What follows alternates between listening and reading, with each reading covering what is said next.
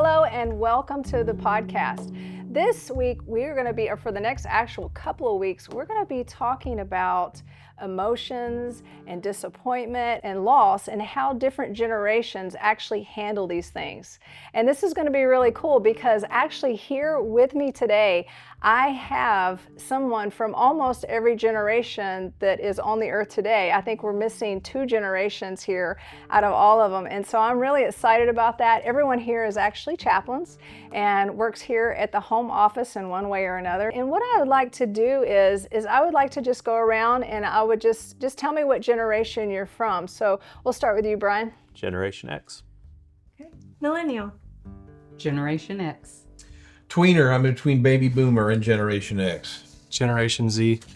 Baby Boomer. Woo, yes, and I am a Generation X. So this is really exciting because having all of these guys here together, first of all, they're all very, very busy, and I so appreciate y'all all being here today to do this. The whole purpose of this is just to be able to help people understand how different generations may process different things, like we talked about loss and grief and things like that. So we're just going to kind of hang out, have some conversations, and just see where it goes. We don't really have a script, so this is going to be fun.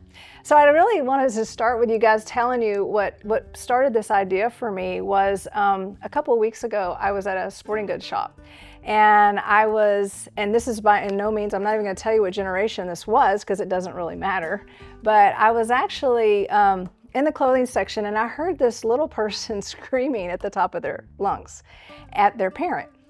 And so I stopped, to make sure everything was okay. I turned and looked, and it was this little kid. He was probably about 4 years old, right? And his mom was very gently saying to him, "No, we need to go. We need to leave. We have to be somewhere." And he was screaming at the top of his lungs, "No, I do not want to go. I'm not leaving." And she very calmly said, "No, we're going to leave."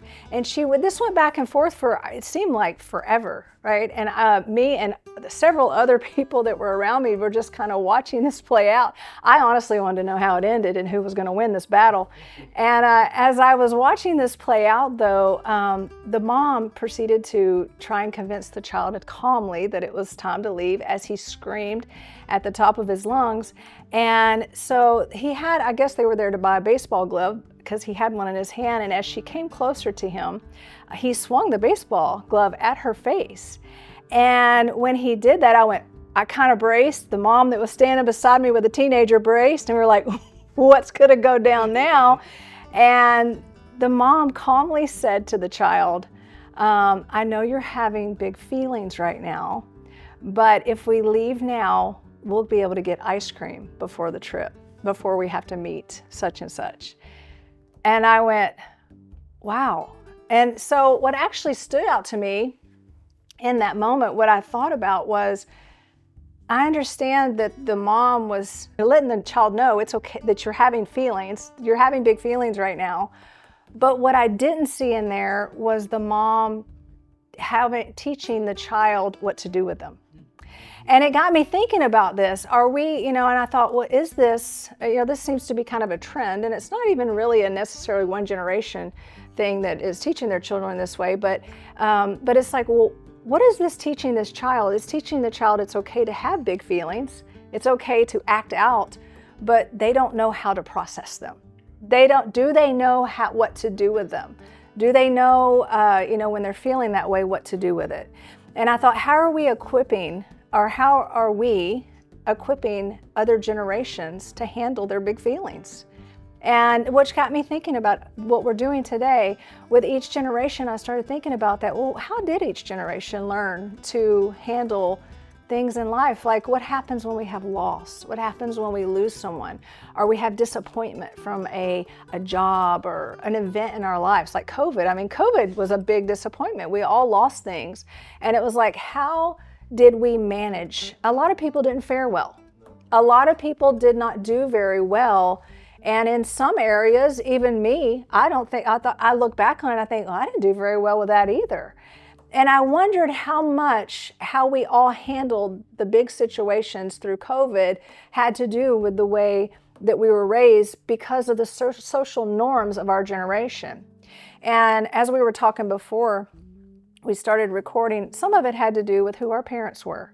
What generation were our parents, and how did they raise us? What kind of culture were we raised in? Each family culture is different, and has different values. So that's going to have a lot to play. But I really just want to stay focused on talking about the generational norms of how we dealt with some of these things.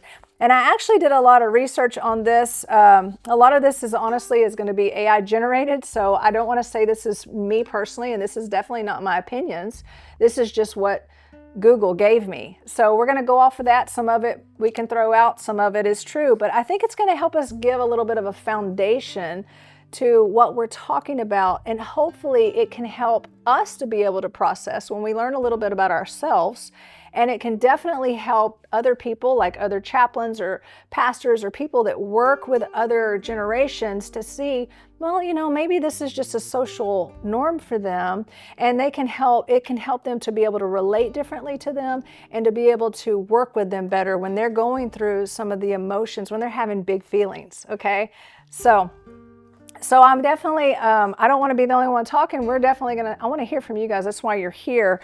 So I want to start with, we're just going to kind of go through 4 different things. The first one is going to be disappointment, because it is the biggest. I mean, the little boy at the sporting goods store was dealing with big disappointment. He didn't want to leave. Apparently he saw some shiny things he was excited about, and mom was messing up his timeline, okay? He was having big disappointment. So I kind of want to go through, we're going to go through the 4 things, but I want to start with this one. And the very first one is the silent generation. Now, we don't have anybody with us from the silent generation today. They were born between 1928 and 1945. And I had asked you guys earlier, that would make them the youngest would be 80, right? How many were raised by a silent generation? Okay, so 3 of you guys. So that's going to be, so maybe I can hear from one of you guys about maybe some of the traits and cultural things that were with that generation that you noticed. Here, I want to just read, one of the things that stood out to me were the trait is that they were disciplined. Now, you got to think about this generation. These guys, they saw a lot. Mm-hmm. They were right there at the, at the time where there was war. There was a lot of things going on in our country. So they learned resiliency, right? So would one of you guys like to share what it was like, with maybe some traits, since we don't have anybody representing that generation here? I mean, I can share something real quick. Sure. One of the things that I noticed was that one of the responses to disappointment for the silent generation was internalizing their struggles as opposed to vocalizing them. And that goes with one of their traits of being stoic. Yes. They kept everything inside. And it never dawned on me growing up, being raised by parents who were from the silent generation, is if something happened, they both got very quiet.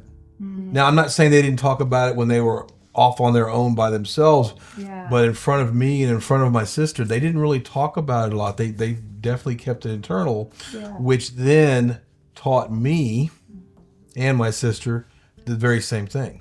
Yes. And I don't know if anybody else has had any different experience. I agree with James. That's how it was in my family as well. So nobody really talked about any feelings. Yeah.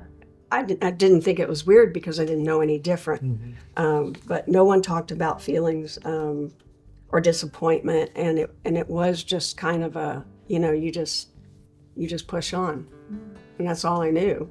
So it wasn't until I was an adult, saw a counselor, that somebody handed me a feelings page and said, "You always say I think, and you never say I feel." Wow. Mm-hmm. So it definitely, I see that very strongly. Well, and I read here, it says they had the push-through mentality shaped by events by the Great Depression and World War II. I mean, I've heard a lot about that. That's really what they had to do. What good was complaining? They are talking about it. You just knew. It seems like they just knew we had to get through this, and we have to work hard and just push through this thing. And there was a big aspect then when they were young. Oftentimes their father was off to war. Like my father's father was off to war, and so mom was not only running the household, but there was a patriotic theme in the country that you did what you had to do to help your country get through the war. And part of that was you just got to do what you got to do, and it doesn't matter how you feel. We're going to do this. We're going to sacrifice. We're going to support dad who's off at war, and this is how we do that. We do that by behaving. We do that by doing our part, by sacrificing these things, because a lot of the goods and everything were being shipped off. So it was the environment that my father grew up in was very much that. Wow. It was just kind of built into him.